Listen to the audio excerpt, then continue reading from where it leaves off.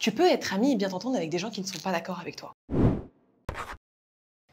J'ai compris que j'avais réussi une grosse partie de notre aventure avec le crayon le jour où, à la fin d'une émission, les deux personnes étaient profondément pas d'accord sur le sujet.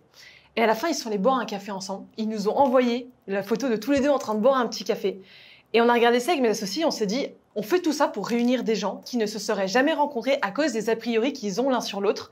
Et en fait, quand tu les mets dans la même pièce, certes, ils ne sont pas d'accord sur tout, mais de un, ils comprennent beaucoup mieux l'autre et donc ça crée énormément d'empathie. Et de deux, ils réalisent que tu peux être ami et bien t'entendre avec des gens qui ne sont pas d'accord avec toi. Au début, quand on s'est lancé pendant vraiment plusieurs années, on tournait dans une chambre d'étudiants. On faisait nos premières vidéos à l'iPhone, on connaissait pas du tout les codes d'un tournage et honnêtement, tu regardes les vidéos, ça ressemble à rien.